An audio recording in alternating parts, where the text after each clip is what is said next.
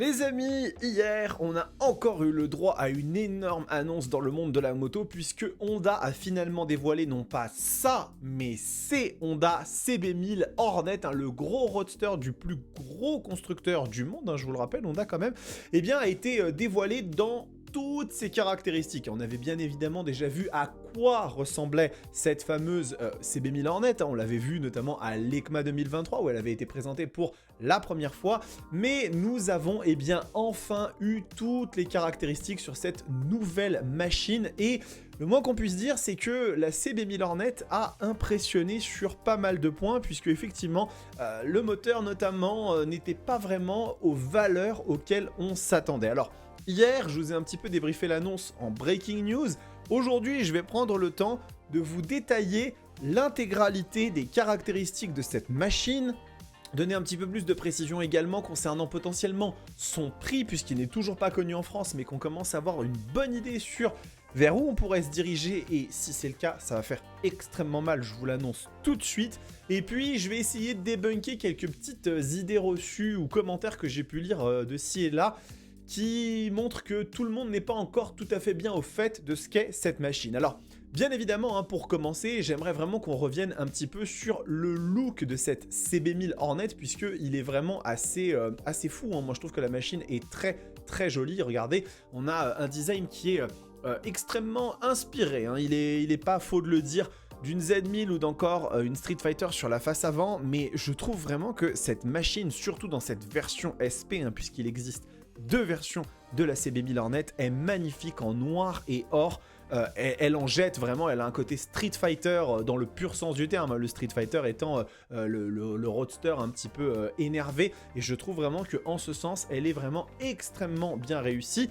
Comme je vous l'ai dit, on a deux versions de cette Hornet qui existent. Il existe une version standard qui est déclinée en trois couleurs. Vous avez ici le gris mat, mais également le blanc ainsi que le rouge. Ma préférence va quand même pour la troisième dans ce cas de figure. Et vous avez la version SP, dont on va détailler un petit peu les différences juste après, qui elle se présente sous une robe unique, noire et or, comme je vous l'ai dit, que je trouve absolument superbe.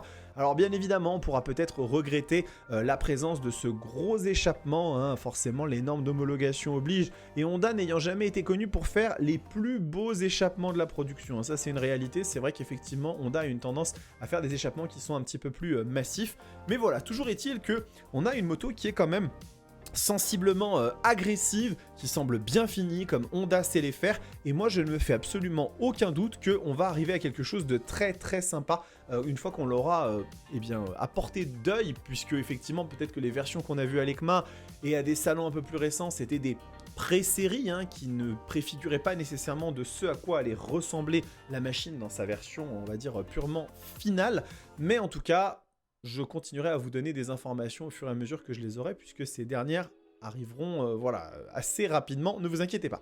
Alors maintenant, on va effectivement évoquer un peu le cœur de cette histoire, à savoir le moteur de cette Honda CB1000 Hornet. Et pour ça, on va aller regarder un petit peu du côté des caractéristiques. Donc il s'agit d'un 4 cylindres en ligne dérivé de la CB1000 Fireblade, la CBR1000 Fireblade, la sportive, et qui délivre ici 111,6 kW sur la version standard et 115,6 kW sur la version SP. Alors, deux versions comme je vous l'avais dit, 111,6 kW, pour obtenir la valeur en chevaux, il faut multiplier par 1,36, ce qui nous donne sur la version standard 152 chevaux et sur la version SP 157 canassons. Et ça, pour le coup, c'est assez surprenant puisque on attendait cette machine, on attendait cette Honda CB1000 Hornet avec plutôt un niveau de puissance qui s'apparenterait à celui de la CB1000R, qui est une version qui existe déjà depuis un certain temps.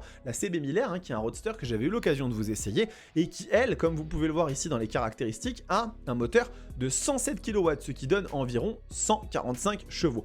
Donc, nous avons bien une machine qui est plus performante, qui est plus puissante, ce qui est déjà extrêmement sympa, avec des valeurs qui sont très intéressantes, que ce soit le couple, que ce soit la puissance en elle-même. La CB1000 Hornet promet d'être une machine assez agressive, assez puissante, suffisamment en tout cas dans sa version SP pour pouvoir commencer à venir titiller des concurrentes telles que la MT10 ou la S1000R. On n'en est pas encore au niveau d'une Super Duke, d'une Tuono, ZH2 et compagnie, les vrais hyper roadsters de la catégorie, mais vous allez voir que sur certaines caractéristiques, eh bien cette CB1000 Hornet, elle a aussi des gros avantages pour elle.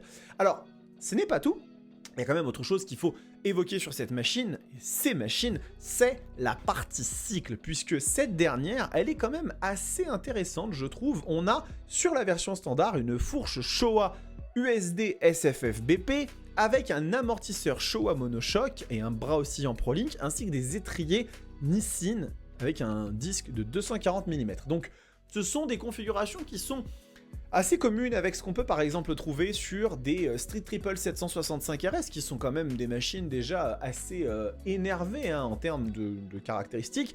Sauf que, en ce qui concerne eh bien, la version SP de cette CB1000 Hornet, les choses ne sont pas tout à fait les mêmes, puisque cette dernière est équipée d'un amortisseur arrière Öhlins TTX36. Donc là, on commence à rentrer sur quelque chose d'extrêmement qualitatif. Vraiment, on n'est plus du tout sur les mêmes éléments. Vous savez qu'Öhlins, c'est un constructeur qui fait que du haut de gamme. La même fourche, ici avec un traitement doré, mais un vrai changement au niveau des freins, puisqu'on est sur des étriers Brembo Stylema. Et oui, cette CB1000 Hornet, dans sa version la plus élevée, est équipée aujourd'hui eh bien, de ce qui se fait de mieux, ou quasiment de mieux, chez eh bien, Brembo, avec du Stylema. Les iPure équipent déjà la nouvelle Panigale V4, mais je peux vous dire que sur une machine de 160 chevaux, ça ira déjà très bien. Alors, on peut bien évidemment aussi aller sur la partie des dimensions, puisque la moto va faire 211 kg sur la version standard, 212 sur la version SP. C'est assez intéressant. Est-ce que l'amortisseur Öhlins et les étriers Brembo pèsent un peu plus lourd que les équivalents chez Showa et Nissin? C'est une possibilité, vraiment, mais toujours est-il que on voit bien que, ne serait-ce qu'en termes de poids ou en termes d'équipement pour la version standard, l'idée n'est pas de venir s'aligner sur les plus gros roadsters de la production, et vous allez voir qu'il y a des choses qui vont en ce sens sur d'autres éléments qu'on va voir juste après. Alors, on a bien évidemment aussi sur cette machine de la technologie qu'on va regarder tout de suite. On a 5 modes de conduite, 3 fixes et 2 qui sont personnalisables, avec un ajustement de la puissance, du frein moteur, contrôle de wheeling bien évidemment. On a pas mal de petites choses qui sont quand même présentes sur cette moto, qui lui donnent une dotation assez sympathique. Vous pouvez le voir qu'elle n'a pas de démarrage sans clé, pas de keyless. Encore une fois, ça va vraiment dépendre du positionnement de cette moto, et croyez-moi que cette CB1000 Hornet, elle a un positionnement qui est quand même assez intéressant. Donc si on va rapidement dans le détail, vous voyez qu'on a un système d'accélérateur par fil intéressant, c'est pas du ride-by-wire, et un écran 5 pouces qu'on peut retrouver sur une CB750 Hornet. Je pense juste que cet affichage noir comme ça lui est exclusif. On a les modes effectivement par défaut, 2 modes utilisateurs personnalisables, 3 niveaux de puissance de moteur, de frein moteur, et 4 niveaux de contrôle de couple. Donc ça, c'est l'équivalent d'un contrôle de traction chez eh bien, Honda. La connectivité Honda RoadSync pour avoir la navigation étape par étape. Ça, c'est le GPS qu'on a déjà sur d'autres machines. Donc, assez intéressant de voir que la moto est bien dotée sans être démesurée. Elle n'a pas de suspension semi-active, elle n'a pas énormément de choses comme ça qu'on peut retrouver sur d'autres motos un petit peu de cette catégorie d'hyper roadster. Mais maintenant, il y a un point qu'il faut évoquer, la disponibilité on ne la connaît pas encore, à mon avis on va être plutôt dans le début de l'année prochaine, j'en aurai sans doute un petit peu plus des informations à vous donner d'ici 2 ou 3 semaines, mais en tout cas on n'a pas la dispo. Par contre, là où on commence à avoir des informations qui sont assez intéressantes, c'est sur le poids de cette machine. Et oui, parce qu'en fait, cette moto, cette Honda CB1000 Hornet, eh bien, il y a pas mal de petites choses assez intéressantes qui commencent à apparaître de ci et de là sur Internet, et notamment sur le site belge de Honda, puisque sur Honda Belgique, eh bien, cette moto, elle est déjà affichée au niveau de son tarif, et elle vaut 10 399 € dans sa version standard, et 12 299 € dans sa version SP. Alors bien évidemment, là, la première chose que vous pourriez me dire, c'est certes, d'accord, mais on ne connaît pas les prix des autres machines qui sont commercialisées en Belgique. Est-ce qu'elles sont beaucoup moins chères? Est-ce qu'elles sont plus chères? Ça, on ne le sait pas. Et bien justement, je vais vous montrer un petit peu ici le prix d'une CB750 Hornet. Vous pouvez voir que la moto est vendue à 7 899 € et je ne sais pas si vous vous en souvenez, mais lorsqu'elle est sortie en France, la CB750 Hornet était vendue à 7800 €. Je ne vais pas m'amuser à vous faire le tour de tout le site Honda belge, mais ce que moi j'ai pu remarquer, c'est qu'en règle générale, les prix belges sont soit extrêmement proches, voire même identiques au prix français, soit ils sont un peu plus chers. Et ce qui veut dire qu'il y a une forte possibilité que cette CB1000 Hornet standard et SP valent 10 000 € pour la version standard, ou un peu plus de 10 000 € pour la version standard, et entre 12 100 et 12 300 pour la version SP. C'est du jamais vu, et je peux vous le dire avec une confiance assez élevée, je pense qu'il s'agit d'un des meilleurs, si ce n'est le meilleur rapport qualité-prix qu'on ait vu dans l'histoire de la moto moderne. Il faut bien être conscient que cette machine, c'est une moto qui fait pratiquement 160 chevaux. On va se référer à partir de maintenant à la version SP, qui est la plus haut de gamme. 160 chevaux, étrier Brembo Stylema et amortisseur arrière Öhlins, et que les machines qui se mettent en face de cette moto sont des motos comme la Suzuki GSX S1000, la MT10, la BMW S1000R, qui sont à des prix bien plus élevés. La seule qui est à peu près proche, c'est la GSX S1000 chez Suzuki, et c'est une machine qui vaut bien plus cher. On est à des valeurs qui sont aux alentours de 13 000, 14 000 €. Donc vraiment, on est encore assez loin de ce que propose en fait cette CB1000 Hornet. Je vais vous montrer, c'est assez bluffant. Regardez ici le prix de cette machine, de la GSX S1000, 13 600 €. On est bien d'accord que une GSX S1000, c'est une machine formidable, hein. Elle a un moteur qui est vraiment incroyable, le 4 cylindres en ligne de la GSX R1000 de 2005 à 2008, qui délivre 152 chevaux, déjà on est moins puissant. Et en plus, au niveau des éléments de freinage et d'amortissement arrière, on n'est pas sur le même standing. Donc vraiment pour le coup, on a quelque chose qui est très violent. Et c'est là en fait que je voudrais un petit peu démonter, essayer de démanteler quelques idées reçues que j'ai pu avoir sur des commentaires, notamment sur la vidéo de présentation de la CB1000 Hornet. C'est qu'il y a des gens qui me disent pourquoi est-ce que tu t'extasies, cette moto n'a rien de fou.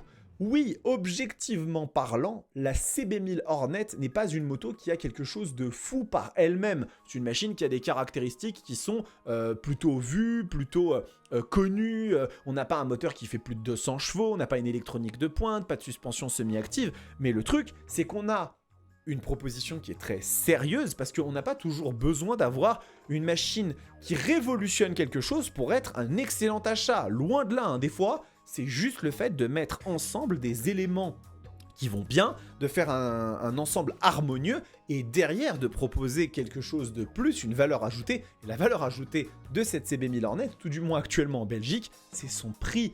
10 000 € pour une version standard et 12 300 € pour une machine qui a 160 chevaux, encore une fois je vous le répète, et des équipements comme ça, c'est du jamais vu. On est moins cher qu'une Street Triple 765 RS quand même, avec un moteur sensiblement plus puissant. Donc pour moi, je ne me pose aucune question quant au fait que si cette CB1000 est annoncée à ces prix-là en France, je vous le dis, Honda non seulement risque très fort d'avoir volé l'année 2025, parce que c'est vraiment c'est un cambriolage ce qu'ils viennent de faire sur cette moto. Vu ce qu'elle propose, c'est vraiment incroyable. Et en plus de ça, on risque de voir arriver, si Honda est capable d'assurer les volumes de production, pour la première fois peut-être de l'histoire, et sinon en tout cas des années récentes, un gros roadster 1000 cm3 dans le top 5 des ventes en France en 2025. Croyez-moi, j'y mets une petite pièce, il y a de fortes chances, parce que là, on a un produit qui plaît vraiment, c'est-à-dire que elle est belle, elle a des lignes qui sont très sympas, elle a une philosophie qui semble quand même très orientée Street Fighter, un petit peu, voilà, cet esprit, on va dire, un peu hooligan, fun, etc. Et en plus de ça, on a un prix qui est totalement dingue. Donc clairement, la destinée de cette CB1000 Hornet me paraît très bien engagée. Je pense qu'on risque d'avoir de très bonnes surprises lorsqu'elle va être révélée. Et j'en ai pas parlé dans la dernière vidéo parce que j'attendais d'avoir cette confirmation, mais je peux vous le dire maintenant, hein, comme ça vous l'aurez. Je vais pouvoir essayer en avant-première la Honda CB1000 Hornet puisque j'ai été convié par Honda pour le lancement presse de cette machine début décembre à Alicante en Espagne, et donc je pourrais vous donner le plus rapidement possible toutes mes impressions. Je vous donnerai le programme bien évidemment, est-ce que ce sera des lives, est-ce qu'il y aura des vidéos en plus, des shorts, On verra ça, mais en tout cas, je vais tester avec la presse internationale cette CB1000 Hornet dès son lancement presse, donc j'en suis hyper ravi. Et voilà, nous avons aujourd'hui toutes les informations. J'ai essayé de vous les structurer de façon assez correcte pour que vraiment vous puissiez en tirer tout ce que vous souhaitiez. On va voir maintenant, dès que le prix sera confirmé, je ferai peut-être une petite news dans un Moto Bistro un petit peu plus global, mais ça permet déjà quand même de se dire qu'il y a un sacré succès en préparation pour cette moto, et encore une fois, on va la surveiller de très près parce que je pense que vraiment cette CB1000 Hornet va être un des hits de l'année 2025. Les amis, cette vidéo est terminée, j'espère qu'elle vous a plu, n'hésitez pas à vous abonner à la chaîne, j'en ai pas parlé au début de la vidéo pour rentrer directement dans le vif du sujet, mais c'est vraiment hyper important, petit like, petit commentaire pour aider l'algorithme de YouTube à suggérer cette vidéo au plus de monde possible, et en attendant, prenez soin de vous, kiffez vos bécanes, ciao.